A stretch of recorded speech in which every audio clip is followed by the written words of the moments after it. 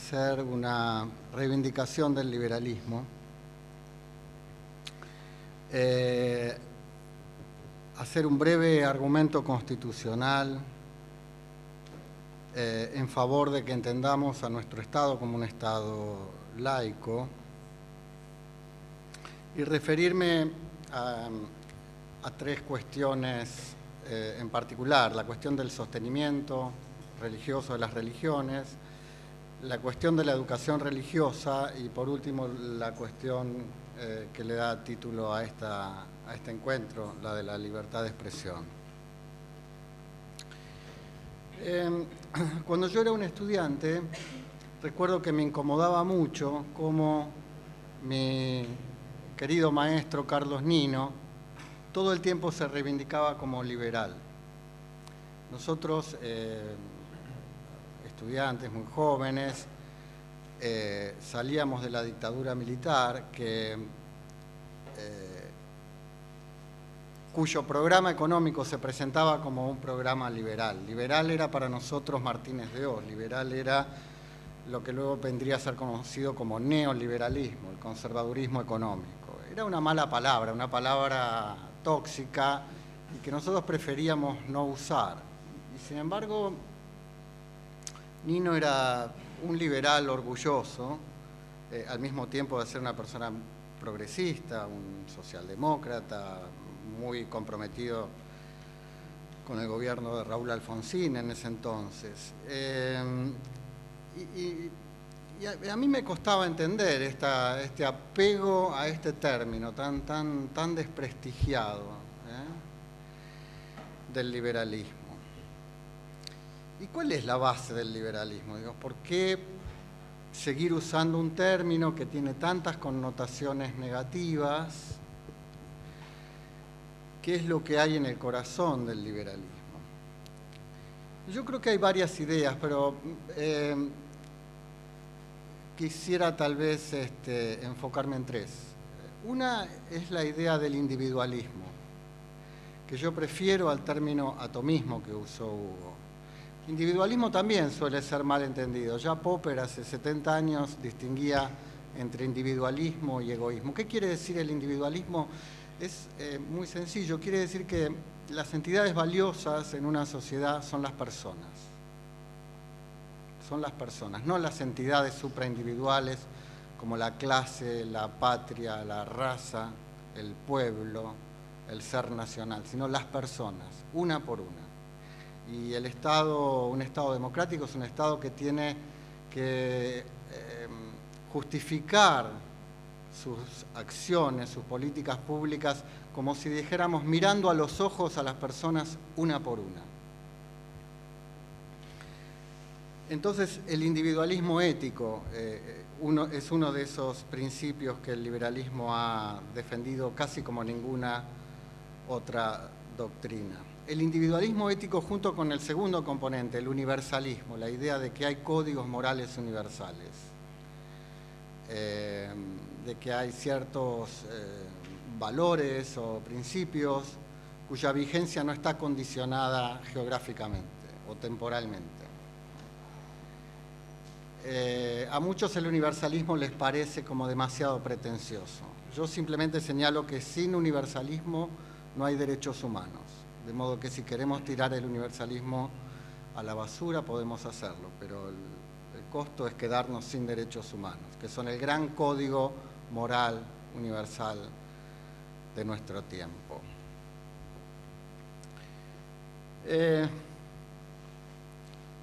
Y un tercer gran aporte del liberalismo es la separación entre religión y Estado.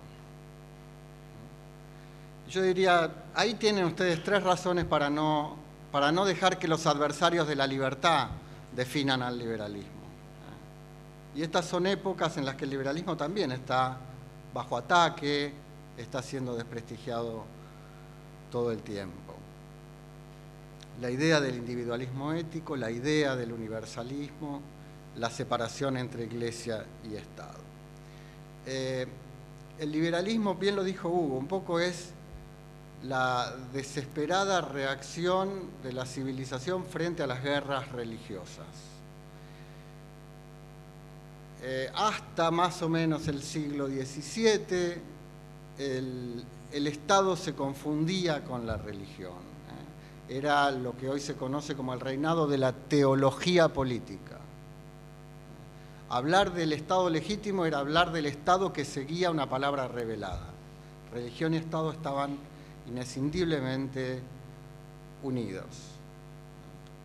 El Estado debía servir propósitos extraños al Estado o extraños a la sociedad, es decir, servir propósitos de tipo religioso. Venían determinados por una autoridad divina, por un texto sagrado, cuáles eran los fines del Estado. El liberalismo plantea una lenta evolución que comienza por entender a la religión como una creación humana y por lo tanto al servicio de las necesidades del ser humano y de la sociedad.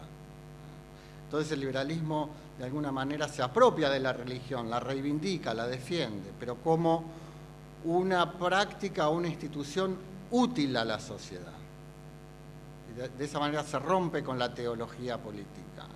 El Estado pasa a tener fines, una justificación diferente a la que viene establecida desde afuera por una autoridad religiosa, etcétera, etcétera.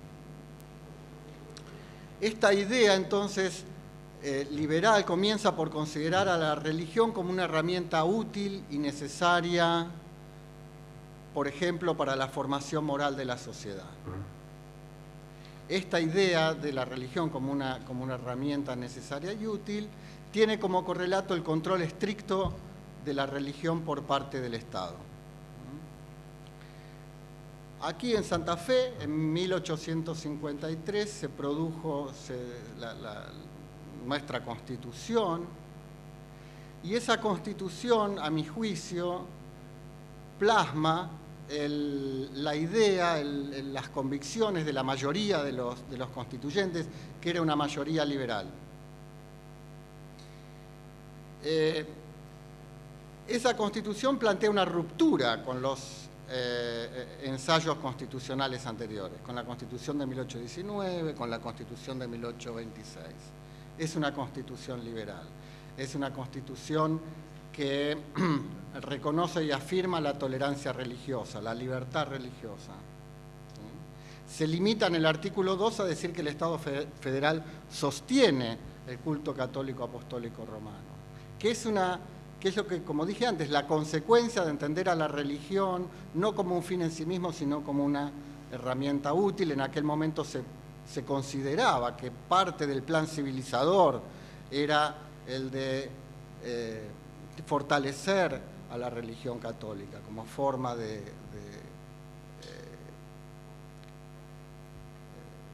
instituir valores importantes en la sociedad. Y por esa razón, entonces, se estableció allí que el presidente debía ser católico. Pero la alternativa de la minoría conservadora, que fue sistemáticamente derrotada en todas estas discusiones, iba muchísimo más allá. Establecía la religión católica como la única verdadera. No contenía ninguna cláusula de tolerancia religiosa. Se oponía de manera enfática a la idea de la libertad de cultos. Establecía no solo que el presidente debía ser católico, lo debían ser todos los funcionarios y empleados del gobierno federal y de los gobiernos de las provincias, los senadores y los diputados. Por eso a veces cuando mi amigo Gargarella habla de la confluencia de liberales y conservadores, me interesa marcar que en este punto no la hubo. En este punto, afortunadamente, hubo dos posiciones claramente diferenciadas y se impuso la visión liberal. Tendríamos un país muy distinto del que tenemos si se hubiera impuesto la otra concepción.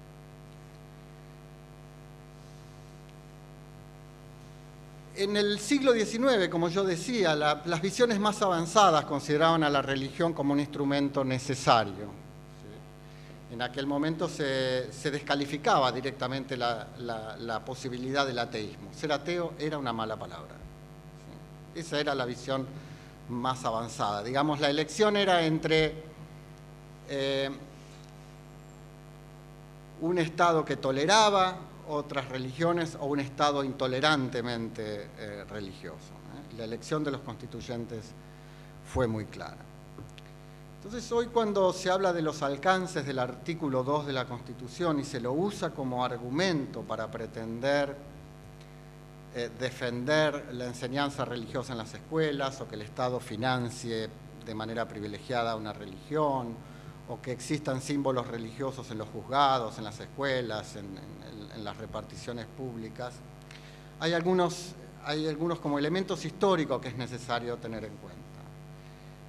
Y el primero es esta idea de que la religión era considerada en ese momento como una herramienta necesaria para civilizar. El segundo elemento que es muy importante es que la Iglesia Católica estaba en un estado ruinoso a mediados del siglo XIX. Luego de la Revolución de Mayo, muchísimos clérigos volvieron a España porque se identificaban con la causa realista. Entre Roma y el nuevo gobierno no había relaciones porque Roma no quería, digamos, que los nuevos países que emergieron con las revoluciones de principios del siglo XIX tuvieran las atribuciones del patronato que tenía el Reino de España. Quería negociar en condiciones de mayor fortaleza, un mayor control. Y los gobiernos patrios no aceptaban eso, querían mantener el patronato. La consecuencia era un estado ruinoso de la Iglesia Católica. Y eso está bien descrito en muchísimos libros sobre historia de la Iglesia en la Argentina. Casi no había curas. Ustedes tienen que pensar que en aquel momento la población rural era casi mayoría, y la religión católica, todas las religiones históricamente tuvieron mucha dificultad para penetrar en el campo. Las religiones se hacen fuertes en las ciudades y el grado de urbanización era muy bajo. Por eso hay muchas razones que explican por qué se adoptó esta posición de mínima, digamos, de controlar la Iglesia y a cambio de eso garantizarle un sostenimiento económico. Entonces, no hay identificación del Estado con una religión, no hay adopción de una religión como religión de Estado, como en casi todos los demás países de América Latina. Fue una ruptura liberal de avanzada la Constitución del 53. Y cuando uno toma en cuenta estas consideraciones, entonces la idea de que hoy el Estado se encuentra obligado a sostener financieramente a la religión católica es una idea muy discutible. Uno podría pensar, primero, que ese artículo 2 se ha convertido en una antigualla, lo que se considera esos artículos que han dejado de ser operativos, ¿no? Como el requerimiento de que los senadores tengan una renta para ser senadores, no sé, de 4.000 pesos fuertes. Cláusulas que ya no se aplican, que han quedado derogadas por el paso del tiempo. Quizás esto sea muy fuerte. Otra alternativa es considerar que el artículo 2 se ha cumplido ya. El Estado ya ha cumplido su deber de sostenimiento. Miremos la iglesia de 1850, una iglesia ruinosa, como yo dije, y miremos la iglesia hoy. Entonces uno podría usar tal vez como figura, ¿no? La idea de que a uno le dejan un bebé en una canasta en la puerta de su casa y uno asume el deber de sostenerlo, ¿sí? Ahora el bebé tiene 45 años, es un estanciero rico, etcétera, etcétera. Ya esa plantita enclenque ahora es un árbol robusto, se acabó el deber de sostenimiento.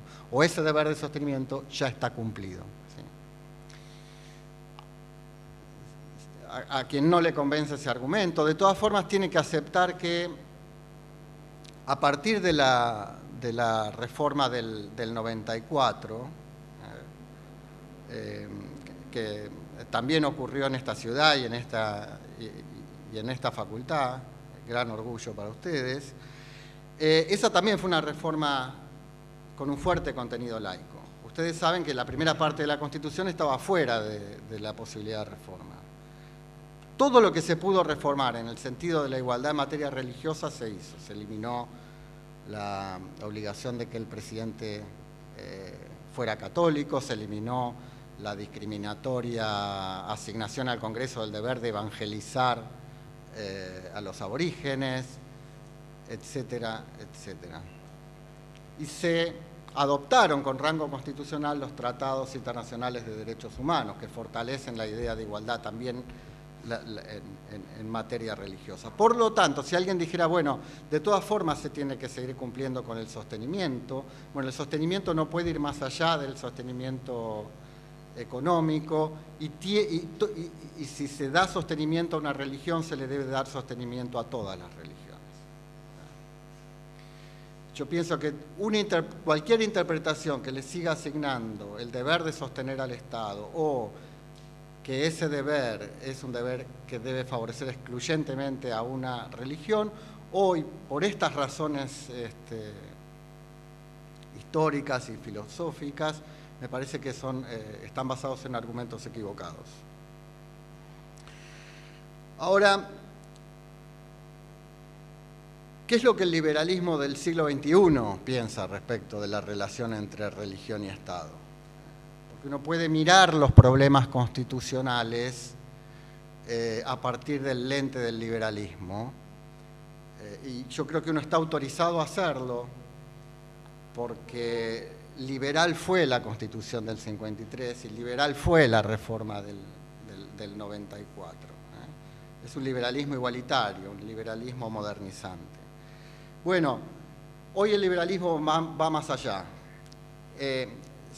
Si fue un cambio importante pasar de ver a la religión de ser un fin a ser un medio, hoy el liberalismo contemporáneo ya no ve a la religión como un medio imprescindible para la moralización de la sociedad. Es decir, no es cierto que para ser un ciudadano decente sea necesario adoptar una religión o profesar una religión. Aquí la separación que importa es la separación entre moralidad y religión. Pasan a ser dos esferas distintas. De modo que no es cierto que es precisa la educación religiosa para tener una sociedad, digamos, en la que imperan ciertos mínimos valores y principios morales. Y otro elemento que incorpora el liberalismo es dejar de considerar al ateísmo una mala palabra. Entonces la idea ya no es la de respetar a todas las religiones por igual, pero privilegiar la religiosidad en general por sobre el agnosticismo o el ateísmo, sino también darle ese mismo respeto a las minorías agnósticas o ateas. Y eso obliga al Estado a adoptar una fuerte posición de neutralidad religiosa. En materia educativa, esto implica que un Estado liberal no puede aceptar que se instruya, que se dé educación religiosa en horario de clases en las escuelas públicas. Y esto es un principio que en su momento fue un principio de avanzada, fue establecido en 1884 por la Ley 1420.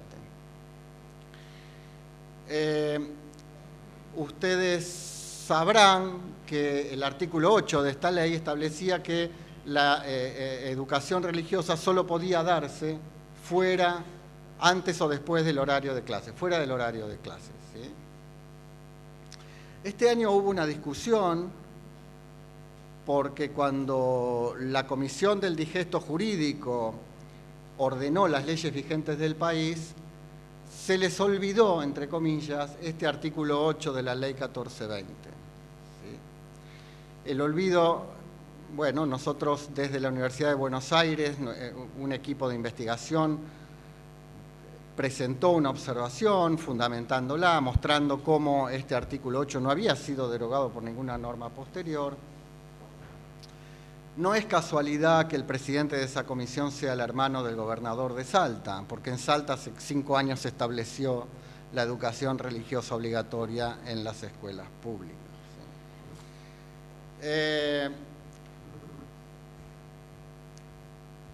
Esta ley que establece la educación religiosa en Salta en estos momentos está ante la Corte Suprema, y nosotros esperamos que la Corte declare, digamos, reivindique, si no la regla de la Ley 1420, el principio de la separación entre Iglesia y Estado que está constituido por esta regla.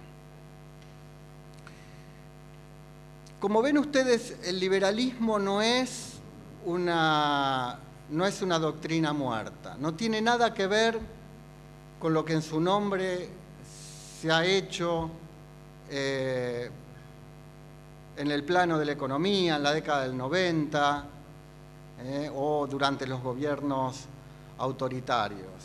La libertad no es la libertad de los mercados, es la libertad de las personas.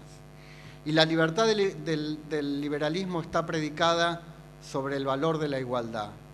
Si uno tuviera que sintetizar la idea liberal es la de la igualdad moral de las personas. Las personas no valen más o menos unas que otras, no hay clases de personas más importantes que otras, todas son igualmente valiosas. Ese es, junto con el universalismo, también uno de los pilares de la idea de los derechos humanos.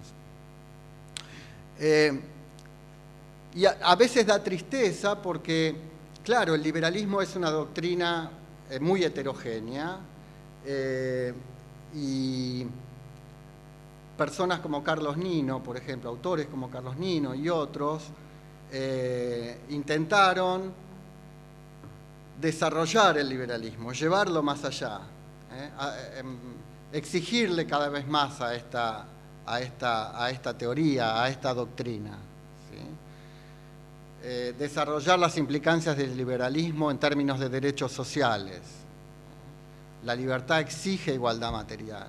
Desarrollar la fortaleza, el potencial del liberalismo para defender los derechos de las mujeres.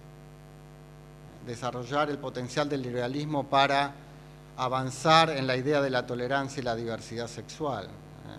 Cuando se habla de que una persona puede elegir su identidad sexual, bueno, yo casi me cuesta imaginar una mayor reivindicación del liberalismo que eso. Mi identidad sexual no la determina mi grupo, mi familia, mi gobierno, mi cultura, mi tradición, sino que la determino yo.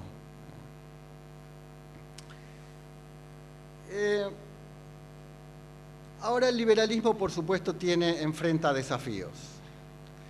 Los liberales tradicionalmente han considerado como la superlibertad a la libertad de expresión, ¿sí? Como el derecho de los derechos, uno podría decir. Hay distintas formas de fundamentar la libertad de expresión, ¿sí?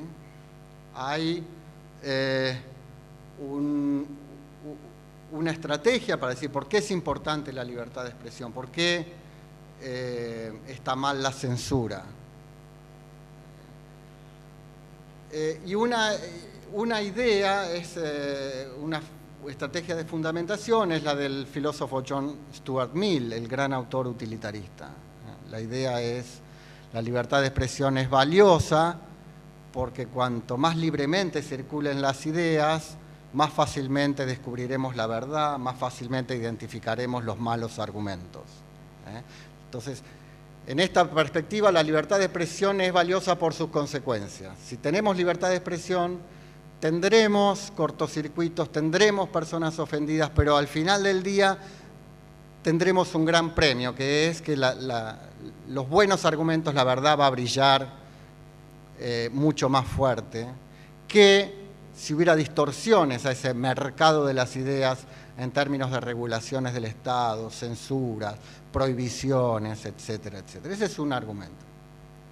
Hay otro argumento, un argumento más de principio, un argumento que defiende la libertad de expresión no por las buenas consecuencias de tenerla, sino da una fundamentación menos contingente, menos condicionada y por lo tanto más robusta. Tenemos libertad de expresión porque el Estado no tiene derecho a decirnos qué diarios podemos leer, qué noticias podemos escuchar, qué opiniones podemos oír. Es una como ven ustedes, una fundamentación más tajante, más firme, si ustedes quieren. ¿Sí? ¿Qué sucede en los casos en los que el ejercicio de la libertad de expresión produce grandes costos? Todas las libertades producen algún costo, todos los derechos producen algún costo, ¿sí? Y la sociedad tiene que estar dispuesta a tolerar esos costos.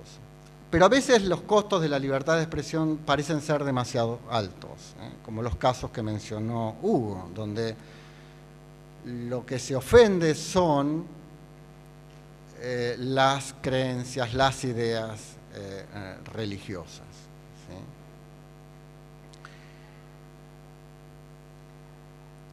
Yo pienso que aún en estos casos la libertad de expresión debe imperar.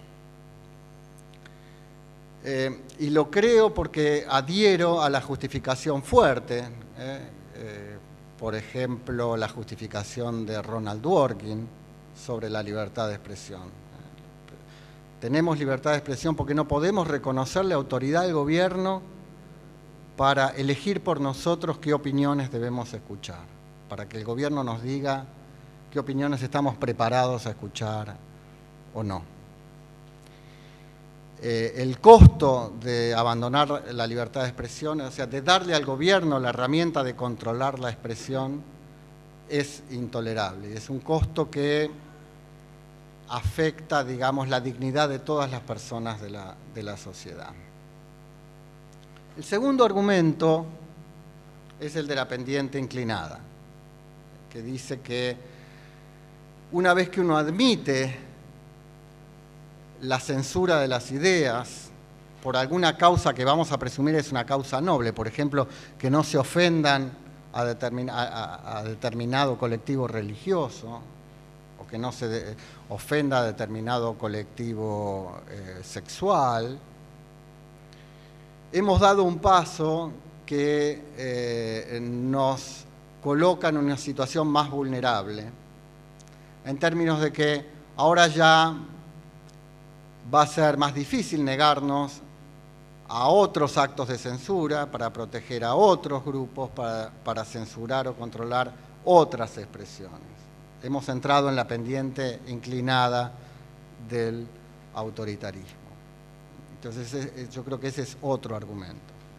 Ahora, reconozco que, y esto lo charlábamos hoy con unas personas estudiantes aquí, que hay casos que son particularmente difíciles porque quienes son objetos del ridículo, de la humillación, de la ofensa de estos medios, como en el caso de la revista Charlie Hebdo, son minorías en condiciones de desigualdad, de desventaja histórica, etcétera, etcétera. Entonces, allí la tentación de defender ciertos límites a la libertad de expresión cuenta con su favor, con la simpatía que tenemos por estos grupos y por el hecho de que vemos a la expresión en esos casos como contribuyendo al clima general de opresión y sometimiento que tienen estos grupos. Otros casos a los que se les aplica este razonamiento es el caso de las expresiones sexistas, por ejemplo, las expresiones xenófobas, antisemitas, etcétera, etcétera. Yo creo que en estos casos lo que hay que hacer es delimitar los problemas, separar los problemas.